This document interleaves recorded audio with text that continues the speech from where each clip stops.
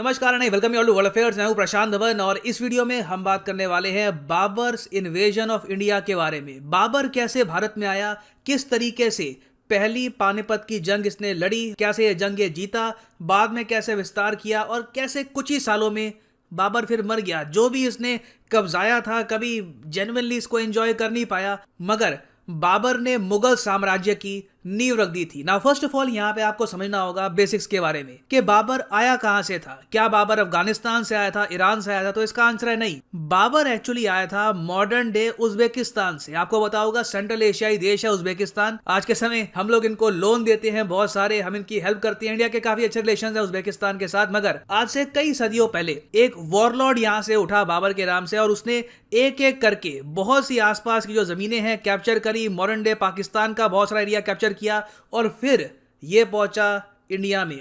और भारत में ही बाबर की जिंदगी की सबसे बड़ी जो जंगें हैं वो लड़ी जानी थी। मगर पहले आपको जानना होगा कि बाबर उज्बेकिस्तान से भारत पहुंचा कैसे और उज्बेकिस्तान में भी बाबर का क्या स्टेटस था। देखिए, बाबर का जो पूरा नाम था वो था जहीर अल दीन मोहम्मद और इसका जन्म हुआ था फरगना में। फरगना आप कह लीजिए एक रीजन है मॉडर्न डे उज्बेकिस्तान का। बाबर के एंसेस्टर्स को आप अगर देखें तो आप कह सकते हैं बाबर एक तरीके से रॉयल फैमिली से था।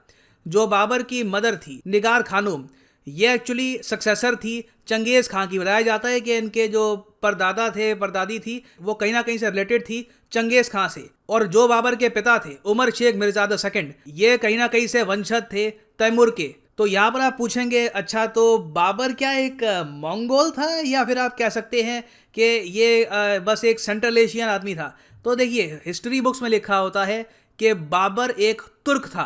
अब यहाँ पे आप पूछेंगे तुर्क क्यों था, तुर्क क्यों कहते हैं? देखिए, बाबर को तुर्किक इसलिए कहा जाता है क्योंकि जो तुर्क लोग हैं ये सिर्फ आपको टर्की में नहीं मिलेंगे।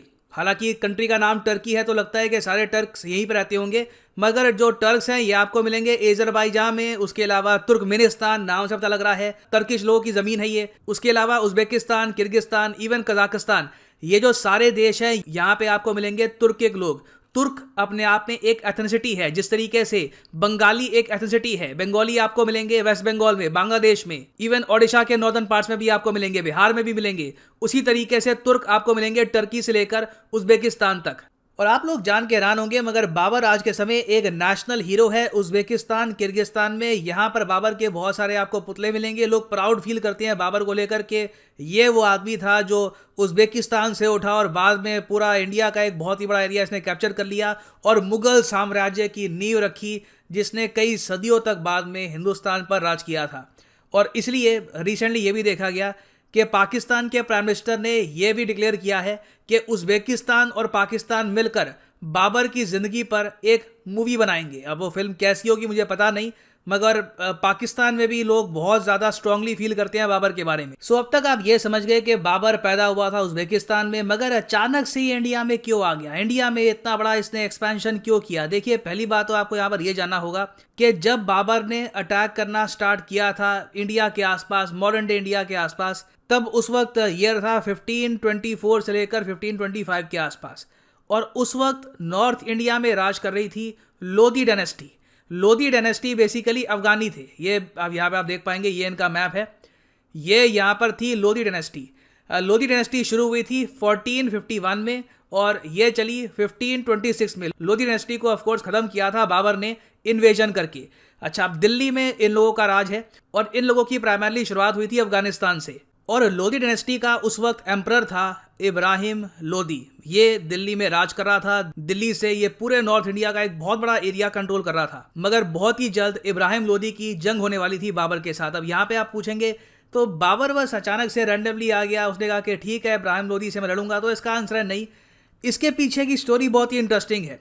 देखो, हो क्या रहा था उस टाइम के लोधी डायनेस्टी में काफ़ी बंटवारा था, काफ़ी इंटरनल डिस्टर्बेंसेस थी, भाई भाई के अगेंस्ट खड़ा था, पावर को लेकर बहुत ज़्यादा ग्रीड थी। और इस सब के बीच में क्या होता है, मैं ऑफकोर्स ये बात थोड़ी सी फास्ट फॉरवर्ड करके आपको बता रहा हूँ।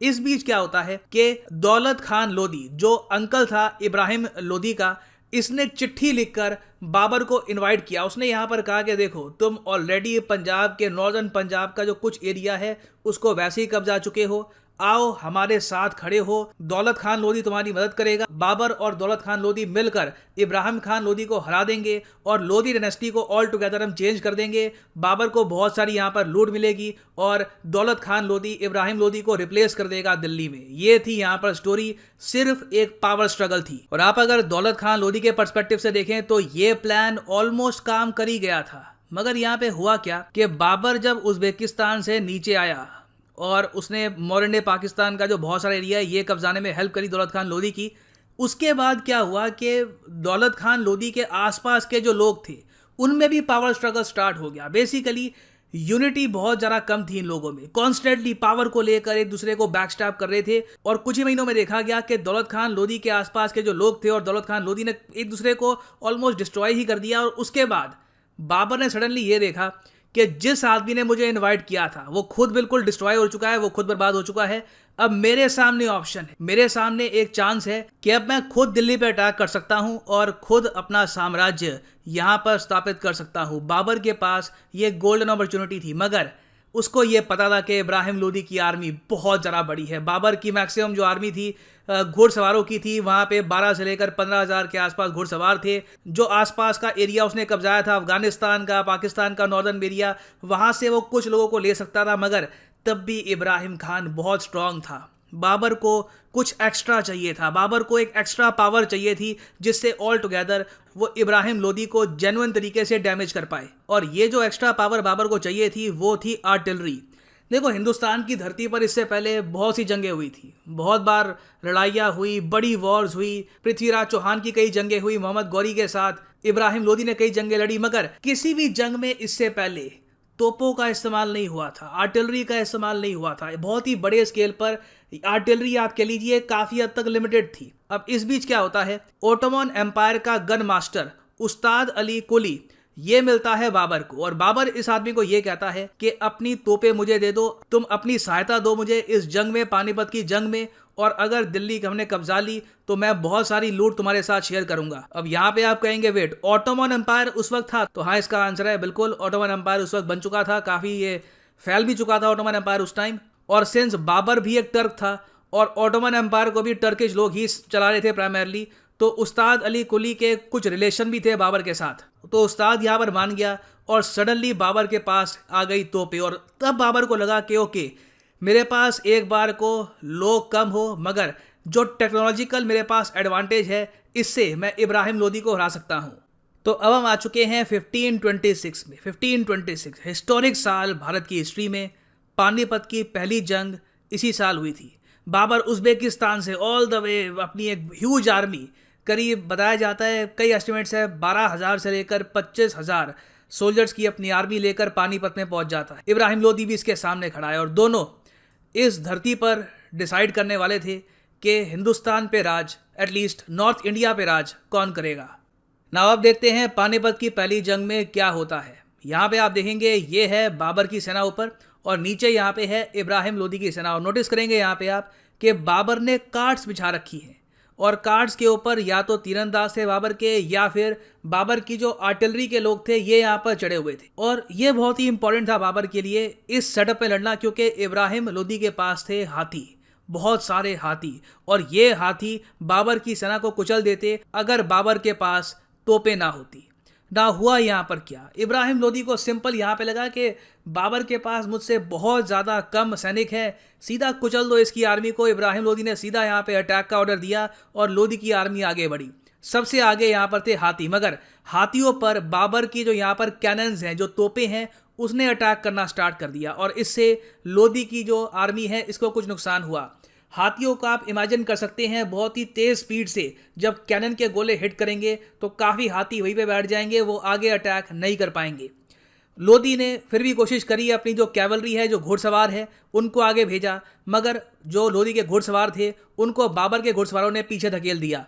इस तरीके से यहाँ पे आप देख पाओगे लोदी को एक्चुअली कुछ समझ नहीं आया कि इस टैक्टिक के अगेंस्ट मैं करूं क्या, क्योंकि उसने भी अपनी ज़िंदगी में इस टाइप की जंग कभी लड़ी नहीं थी जहां पर रास्ते में बहुत सारी ये गाड़ियां बिछी हुई हैं, ये कार्ड्स बिछी हुई हैं और पीछे से जो तोप है ये लगातार गोले बरसा रहे हैं। और बीच में देखिए एक बहुत ज़्यादा अजीब चीज़ ये हुई कि जब बाबर ने लगातार फायरिंग करी अपनी तोपों से तो इब्राहिम लोदी के कई जो हाथी थे ये डर के मारे जब वापस भागे, इन्होंने अपनी ही बहुत सारी आर्मी के लोगों को कुचल दिया। यहाँ पे आप देखेंगे ये हिस्टोरिकल फैक्ट है कि इब्राहिम लोदी के जो हाथी थे जब डर के मारे, क्योंकि इतनी वहाँ से फायरिंग हो रही थी बाबर की साइड से कि हाथी जब पीछे मुड़े तो हाथियों ने ही बहुत सारे सोल्जर्स को मार डाला। तो यहाँ तक आप कह सकते हैं इब्राहिम लोदी अपना सारा एडवांटेज हार चुका था। इसकी आर्मी कंप्लीटली आप कह लीजिए सरप्राइज थी कि ये हो क्या रहा है। इन्होंने कभी भी इस टाइप की वॉर नहीं लड़ी थी। और फिर इब्राहिम लोदी खुद आगे सामने आया, इसने कोशिश करी कि बाबर से ये खुद लड़े, मगर ये ज़रा उस वक्त कुछ कर नहीं पाया था। इसके बहुत सारे लॉसेस हो चुके थे, लगातार आर्टिलरी से फायरिंग हो रही थी, तीरंदाज लगातार अटैक कर रहे थे और इब्राहिम लोदी की यहाँ पर हार हो जाती है। बाबर पहली पानीपत की जंग जीत जाता है और ये जंग जीतने की खुशी में बाबर ने फिर बाद में 1527 में पानीपत में ही एक मस्जिद बनवाई। इस मस्जिद का नाम है Kabuli Bagh Masjid. It is to mark the victory of Babur over Ibrahim Lodi. Now Panipat की पहली जंग जीतकर बाबर ने काफ़ी हद तक ये तो इंश्योर कर लिया कि नॉर्थ इंडिया में इसका कब्जा हो जाएगा, मगर इसके सामने एक और चैलेंज अभी बचा था, एक और बहुत ही ज़रा बड़ा चैलेंज, द राजपूत एम्पायर, जिसको लीड कर रहे थे राणा सांगा। राणा सांगा एक राजपूत रूलर थे of the Sisodia dynasty from Mewar. और अब समीकरण ऐसे हो गए थे कि जो अफगानी थे वो राणा सांगा के साथ खड़े हो गए। उन्होंने कहा कि बाबर को हराना पड़ेगा, बाबर ने लोधी डायनेस्टी को ख़त्म कर दिया है, बाबर को हम लोग अटैक करेंगे राणा सांगा के साथ मिलकर। तो कई अफगानियों ने राणा सांगा की हेल्प करी और उसके बाद देखा गया कि एक और बहुत ही बड़ी जंग हुई, battle of Khandwa. Now battle of Khandwa के बारे में मैं क्या कहूँ। अब जो मैंने आपको बैटल अभी दिखाई है ना, बैटल ऑफ पानीपत, इमेजिन करो सेम बैटल, बस दुगने स्केल पर। हिस्टोरियंस यही कहते हैं कि battle of Khanwa almost battle of Panipat का एक रिपीट ही था, बस एक बहुत ज़्यादा बड़े मैग्नीट्यूड पे। और 1527 में बैटल ऑफ खानवा में राणा सांगा को हराकर बाबर ने अपनी जो ओवरऑल रीच है ये इंडिया में और ज़्यादा डीप कर ली थी। और यहाँ पर मैं ये ऐड कर दूं कि ऐसा नहीं है कि बैटल ऑफ खानवा हारने के बाद राणा सांगा यहीं पर वीरगति को प्राप्त हो गए। ये एक्चुअली पीछे हट चुके थे और इनकी जो फोर्सेस थी ये चित्तौड़ तक सीमित थी और ये फिर से बाबर को अटैक करना चाहते थे। राणा सांगा जानते थे कि बाबर को हराया जा सकता है और ये फिर से अटैक कर देते बाबर को, मगर अनफॉर्चुनेट देखिए बात यहाँ पर ये हो जाती है कि 1528 में इन्हीं के जो शेफ्स हैं, इन्हीं के एम्पायर के शेफ्स इनको जहर दे के मार देते हैं। इंटरनल पावर स्ट्रगल यहाँ पर भी स्टार्ट हो जाती है। कुछ हिस्टोरियंस ये भी कहते हैं कि इनके एम्पायर के लोगों को डर ये था कि लगातार वॉर कर करके एम्पायर को काफ़ी लॉस पहुँचा देंगे। मगर मैं आपको ये बता दूँ कि राणा सांगा अगर वेट करके बाबर को बाद में अटैक करते तो हो सकता है कि वापस ये दिल्ली कब्जा भी सकते थे। क्योंकि हुआ यहाँ पर क्या कि बाबर की मौत 1530 में खुद ही हो गई। बाबर बीमार होकर मर गया था इंडिया में और बाबर के बाद जो इसका बेटा था हुमायूं, इसने मुगल साम्राज्य को संभाला। और बाबर के मरने तक आप अगर देखो ये बन चुका था भारत का नक्शा बाबर की मौत तक। यहाँ पे आप देखोगे ये जो रीजन है ये सफाविद संभाल रहे थे ईरान के। ये जो एरिया था यहाँ पर पूरे नॉर्दर्न इंडिया का ये मुगल एम्पायर संभाल रहा था और बहुत ही जल्द in the future Mughal empire का और विस्तार ही होना था।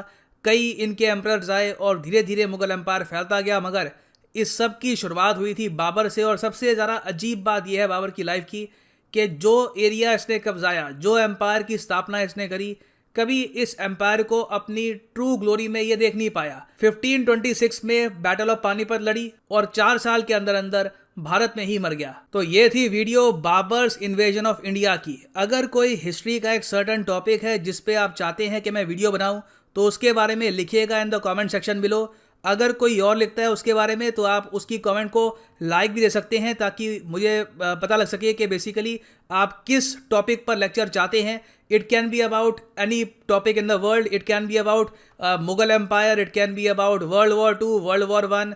आप लिखेगा इसके बारे में, आपकी सजेशंस मिलती है and we will make many more history lectures in the future. और फाइनली यहाँ पर मैं ये भी ऐड कर दूं कि आप किसी भी एग्जाम की तैयारी कर रहे हैं, सिंपली जाओ कमेंट सेक्शन में, यहाँ पे आपको मिलेगा ये link by any course using the code PD10 और यहाँ पे आप अगर क्लिक करोगे तो आपके सामने खुलेगा ये पेज।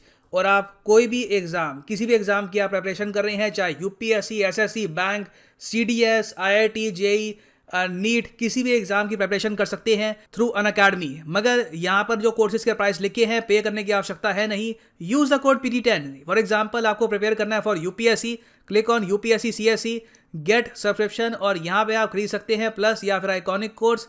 मगर जो यहाँ पर प्राइसेस लिखे हैं, नेवर पे दीज प्राइसेस, सिंपली यहाँ पर कोड डालो PD10 और प्राइसेस यहाँ पर अपने आप गिर जाएंगे। So use the code and save your hard earned money. So इसी नोट के साथ यह है वीडियो का अंत। Thank you for listening and as always God bless you all.